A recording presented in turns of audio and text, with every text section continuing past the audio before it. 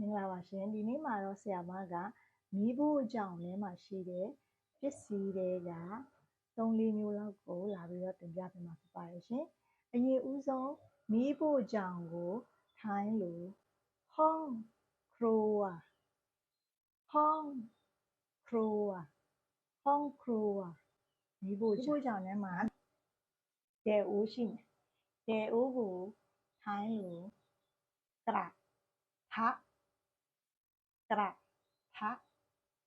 ထกระทะเดโอပြီးလို့ရှိရင်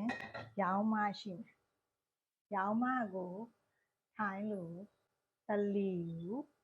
တလီယူတလီယူတလီယူတလီယူတလီယူနော်ပြီးရင်ပါရှိမယ်สีရှိမယ်สีကိုน้ำมันพืชน้ำมันพืชน้ำมันพืชน้ำมันพืชပြီးရင်ဘာရှိမလဲငါကို